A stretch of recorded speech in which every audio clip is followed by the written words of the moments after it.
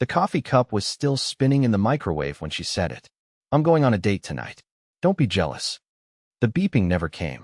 I'd pressed start, I know I had, but I guess I never actually closed the door.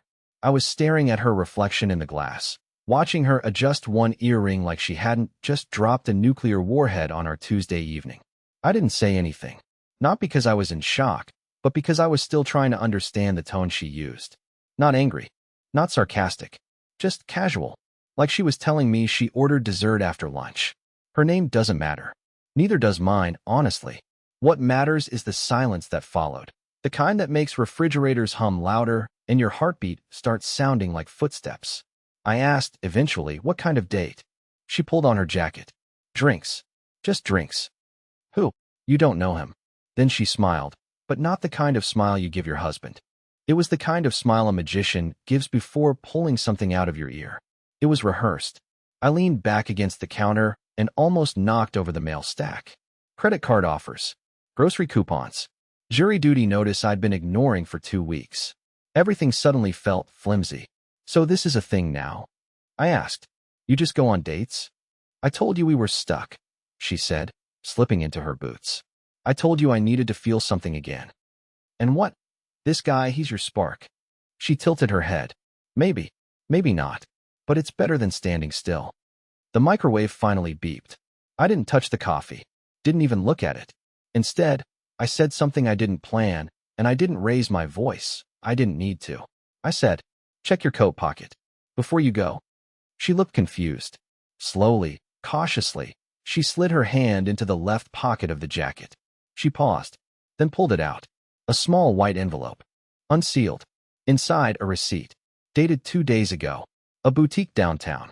One she thought I'd never walk past. A necklace. $312. Engraved. With a name that wasn't mine. Her breath caught like she'd swallowed ice. I didn't flinch. I didn't blink. And for the first time in months, she didn't have anything clever to say. The next part? That's where it really begins. But I'll need to rewind a few days to show you why she should have known I'd find out, and what I did next. She stood there, staring at the receipt like it might self-destruct in her hand. I didn't move, didn't cough, didn't blink, just let the silence grow teeth. Eventually, she folded it in half, then again, until it was small enough to disappear in her palm. She didn't ask how I found it. She knew better. That wasn't the part that mattered. I bought it for myself, she muttered, like that changed anything. Engraved with Julian? I said, almost laughing. That your new nickname? She didn't respond, just kept her eyes locked on the floor, as if it might swallow her whole if she stared hard enough. Now, I'll be honest, I didn't plan this. I'm not clever. I'm not one of those guys who sets traps or plays psychological chess. I'm a guy who owns 3 pairs of shoes and eats leftovers straight from the container. But this just fell into my lap, like some cosmic glitch in her perfect little plan. See, the boutique, Lark and Finn, is across the street from my dentist. I went in because I needed to kill 20 minutes, and I thought it was a bookstore. Walked out with a free espresso sample and an accidental glimpse of her signature on a receipt next to a necklace tray. I didn't confront her then. I waited. Slipped the spare receipt into her coat pocket that night, like a coward. Told myself if she was going to keep lying, I wanted to hear it from her mouth with evidence buzzing in my back pocket. But what she said next, that broke something. Dale, she said quietly. Yes, I'm Dale, and I hate how that sounds when she says it now. You've been sleepwalking through this marriage. I've begged you to show up. I needed something to wake you up. I looked at her and nearly choked on the irony. Your idea of a wake-up call was someone else's name carved into jewelry. She opened her mouth, closed it, tried again. It wasn't supposed to go this far. That's the line that gets thrown around in bad dramas, right before the commercial break. Wasn't supposed to go this far. As if affairs are some slippery slope you accidentally sled down in a snowstorm of loneliness. As if I was supposed to say, oh, fair enough then. But what made it worse, what made it real, was the flicker of fear in her eyes. Like she realized I wasn't going to beg. I wasn't going to plead. I wasn't going to fight for her in the way she'd pictured it. No, I just stood there with my arms crossed and asked the question that finally cracked her mask. How long has Julian been wearing my cologne? That hit her. Hard. She blinked, stepped back, and for a second, I thought she might throw up. Because she knew exactly what I meant. Weeks ago, she came home late, claimed she was at a charity mixer, and hugged me in the hallway. My hoodie smelled like sandalwood for 3 days after. I didn't wear sandalwood. He did. That's when she dropped her purse. Just let it fall. Lipstick rolled across the tiles and hit the fridge. I didn't gloat. I didn't say I told you so. Because the truth is, I didn't win anything. There's no trophy for watching the person you love turn into someone who lies with a straight face. She sat down on the kitchen stool like gravity had changed its rules. I don't know who I am anymore, she whispered. And for the first time since she made her little joke about the date, I actually believed her. But sympathy is not the same as forgiveness. Not when the hole's already been dug. And not when I hadn't told her the whole story yet. The part about the message I found, not from Julian, but from someone else. And that's where this spirals in a direction I never saw coming. After she said, I don't know who I am anymore, we sat in silence for what felt like years. The fridge hummed. A car passed outside. Somewhere in the apartment above us, someone dropped what sounded like a bowling ball, probably just furniture. But in that stillness, her words echoed louder than any explosion could have. The truth is, I should have comforted her, or yelled, or cried. I didn't do any of those things. Instead, I walked over to the drawer next to the stove, opened it, and took out a dusty manila envelope I'd shoved there 2 nights earlier when I couldn't sleep. I dropped it in front of her. She didn't open it. She just stared at it like it might bite her. You should read it, I said, since we're apparently confessing things tonight. Her hands trembled slightly. I noticed that. First time in a while I'd seen her actually scared. And not scared like I got caught, but scared like, what else is there? She slid out the folded pages, carefully, like they were ancient and fragile. Read the first line, then the second, then stopped halfway through the third and looked up at me with the kind of confusion that's half disbelief, half dread. Who is Shayla? She asked. I nodded slowly. Good question. One I've been asking myself since 2:17 a.m. Monday morning. See, here's the thing I hadn't told her, or anyone, for that matter. When I found the receipt at the boutique, I did a dumb thing. I went online and searched the store's name in my email, just out of habit. Sometimes they send discount codes. I wasn't expecting anything useful. What I got was a notification from an old iCloud backup tied to her first iPad, the one she gave me when she upgraded. I never reset it, never even used it, but it was still syncing to her Apple ID. And that night, right before I found the receipt in her code, I clicked through the Messages app out of curiosity. What I found wasn't Julian, or at least, not directly. It was a series of screenshots she'd taken from someone else's texts. Someone named Shayla. The thread was labeled, Shayla Eyes Fire. Classy, right? I read through every message, every emoji, every awkward flirtation. But Shayla wasn't flirting with Lenora. She was texting Julian. And she wasn't just texting him. She was detailing everything. Where they met. What hotel. What they did. The necklace. The stupid engraved name. Even which wine he liked. And get this, Shayla wasn't Lenora's friend. She wasn't even in Lenora's contacts. So I printed it all. Every page. Highlighted the names. Then I went on a quiet little deep dive that ended with one chilling realization. Lenora wasn't the only one Julian was seeing. And Shayla? She knew. She knew about Lenora. She called her the housewife, said Julian was just trying to keep her quiet with gifts and compliments. She even joked about waiting her turn. That's when I realized this wasn't just infidelity. This was a network. A game Julian played. And Lenora wasn't the manipulator. She was manipulated. She was prey. When she reached the part in the messages where Shayla described Lenora as sweet but dumb, something broke in her face.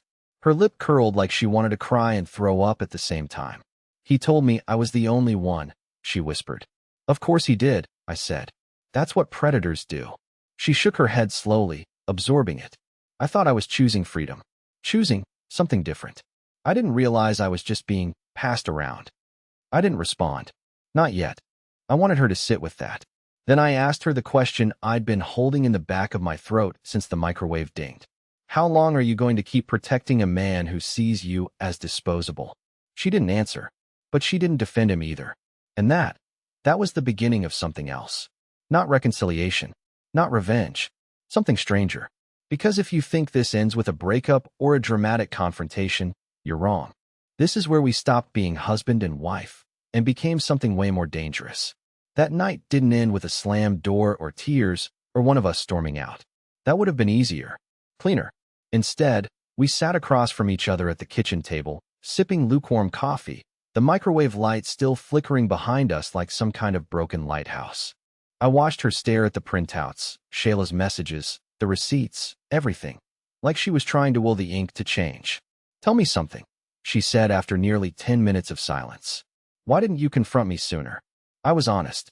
Because I wasn't sure who I was angrier at, you or me. She gave a dry chuckle, bitter and hollow. "You think this makes me feel better? Knowing I wasn't special? That I wasn't even the main character in my own mistake?" I didn't answer. Not because I didn't have a reply, but because none of it mattered yet. We weren't dealing with marriage problems anymore. This had evolved into something else, something way more complex than forgiveness or separation or therapy. We were sitting inside the wreckage of two lives that had been hijacked by the same smiling face. Julian. It was strange how quickly his name became the only thing either of us could focus on. Not in a jealous way, not even in a vengeful way, just curious. Who was this man, really? Because the version she described, charming, patient, emotionally intelligent, worldly, didn't line up with the man Shayla described. And that's what made it feel off. Too off. I asked her carefully, "Have you ever actually been to his apartment?" She looked confused. "No. We always met at cafes, his car, once at a hotel. He said he had roommates." "And he never let you call him when he wasn't on the way?" She shook her head slowly. "He always called first. Said he was busy with work, had to protect his schedule." That was the moment the first real warning bell rang.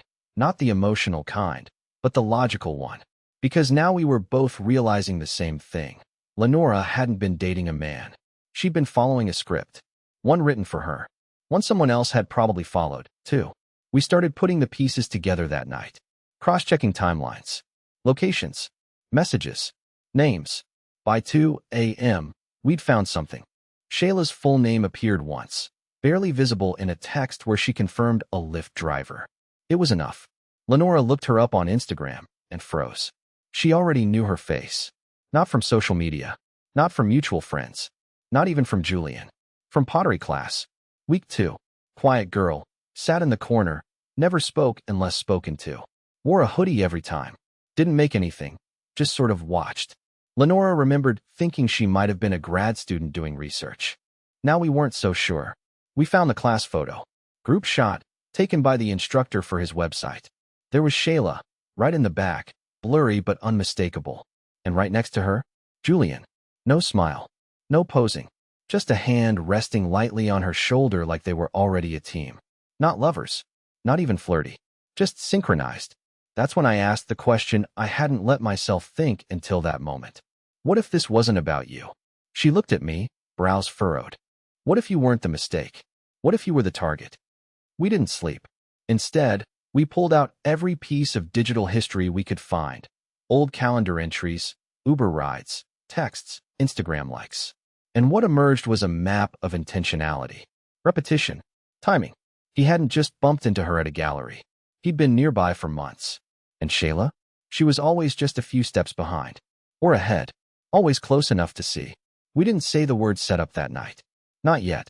But we both felt it. This wasn't infidelity. This was something designed. And the craziest part? We were still just scratching the surface. We ran the name Julian Rhodes through every people search site we could find. You know the ones. Those half-sketchy websites that promise public records for $2.99, but end up loading you with malware and existential dread. At first, nothing came up. No LinkedIn. No Facebook. No tax records. No school enrollment. We thought maybe we were just spelling it wrong or missing a middle initial. But Lenora swore she saw the name on a credit card once when he was paying for drinks. Julian Rhodes. Plain as day. Silver Amex. But that name? It didn't exist. Not in this city. Not in this state.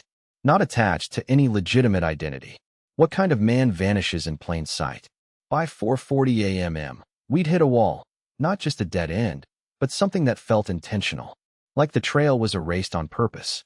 We were exhausted, paranoid, and floating somewhere between betrayal and obsession. But right when we were about to shut it all down and try to sleep, I remembered something. A blurry photo Lenora had taken outside the ceramic studio a month ago. Not of Julian. Not even of Shayla. Of a food truck she liked, some ridiculous vegan bao thing. I asked her to find it. Scroll back far enough. She did. And there it was. In the background of the shot, almost cropped out, you could just barely make out the rear corner of a black car parked across the street. A license plate. Only 4 digits were visible, but that was enough to feed into one of the shadier reverse lookup tools I still had access to, leftover from when I did freelance fraud mitigation back in my tech support days. It wasn't legal, but it worked. The car belonged to Elliot Granger. Neither of us had heard the name before. We searched it. This time, we struck gold, or maybe something closer to oil, thick, dark, and potentially explosive. Elliot Granger had been sued 4 years ago under an alias by a woman in Portland for coordinated emotional deception, a term that was apparently part of a settlement clause. The case never went to trial, and the file was sealed. But a few internet archivists had preserved early legal filings that made it clear this guy had used multiple identities to seduce, manipulate, and extract emotional or financial resources from at least 3 different women. None of them knew about each other. The case involved GPS trackers, fake jobs, burner phones, and, no joke, handwritten letters sent to the wrong person on purpose, just to provoke chaos. Lenora turned pale. "This is real," she said. "Like, actual real. Not just some sleazy player or love triangle. This is a pattern," I finished. "And we're in it." We sat back, just breathing, both staring at the screen. I felt like I was being watched. Not by her. Not even by him. Just watched. Like whatever this thing was, this web we'd stumbled into, it wasn't done with us yet. Then she said something I'll never forget. "I think I've seen him again. Last week. Not Julian. Elliot." I stared at her. She nodded slowly, blinking fast like she was rewinding her own memory. He was across the street from the gym, just standing there, wearing sunglasses, but I knew it was him. Same posture, same jacket. He looked at me, didn't wave, didn't move, just watched, like he was taking inventory. Taking inventory. What kind of person does that? I asked if she was sure. She said. He smiled. The same way he used to, like he was in on a secret I'd never be smart enough to figure out. And in that moment, something in me shifted. I wasn't just the husband who'd been cheated on anymore. I was a variable.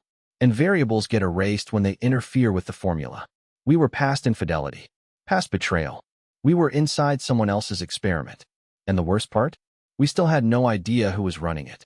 By noon the next day, sleep hadn't touched either of us. The apartment felt claustrophobic, like the walls had inched closer overnight, like the air was thicker, watching us breathe.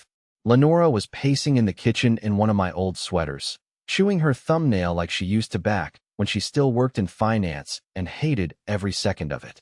I sat at the dining table surrounded by notes, screenshots, and highlighted names.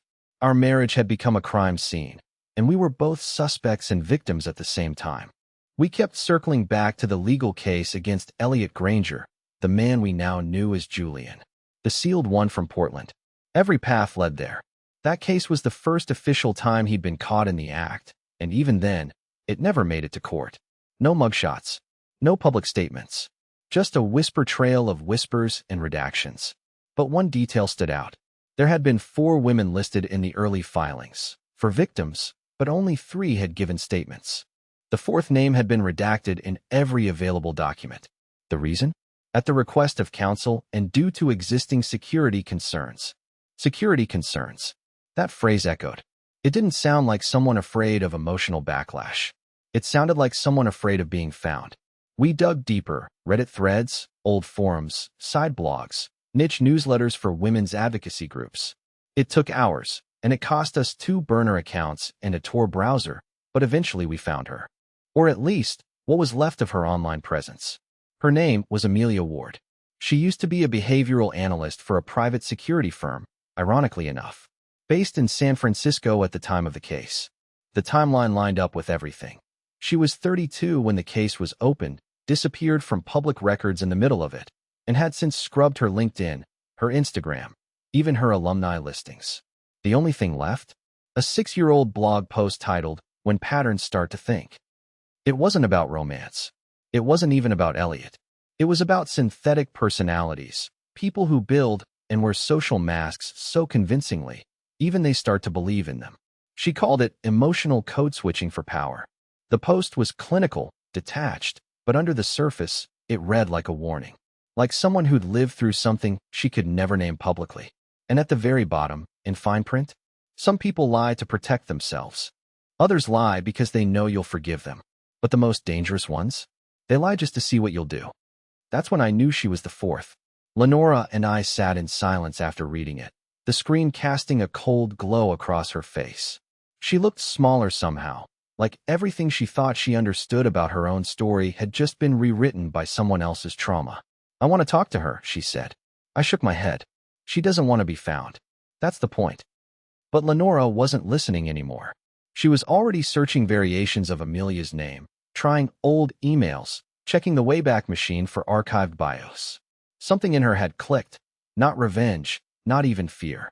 Just a desperate need to not feel alone in her experience. I didn't stop her. Instead, I looked out the window, half expecting to see a black car parked across the street. But there was nothing. Not yet. By nightfall, Lenora had found a lead. A yoga studio in Santa Fe using an instructor named A. Ward. No photo, no socials. But the email contact had the same domain as Amelia's old blog. It was thin, but it was enough. We sent a message. Lenora wrote it herself. It wasn't emotional. It wasn't accusatory. Just one line. If you're the one who vanished, please know you're not the only one anymore. We didn't expect a reply, but we got one. Exactly 27 minutes later. From an encrypted address. Subject line, you need to leave the apartment. No body, no signature, just that one sentence. And that's when everything started to feel real. Not emotional, not metaphorical. Real, physical danger. Because whoever was watching Amelia might already be watching us too. We didn't leave the apartment right away. We should have. I know that now. But there's something irrational that happens when you're standing in the middle of what used to be your safe place. You second-guess everything. Your couch looks too normal. Your plants are still alive. The garbage still needs to go out. You cling to the idea that maybe this has all been a misunderstanding. Maybe you're just spiraling. But the email didn't feel like a prank. It didn't feel like a scare tactic. It felt like a final warning. We sat there for about 10 more minutes after it arrived, both of us just still, frozen in our own disbelief. The glow of the laptop made Lenora look like a ghost, pale, wide-eyed, barely breathing. Then she finally moved. She didn't speak. She didn't cry. She just stood up, walked into the bedroom, and started packing. Not everything.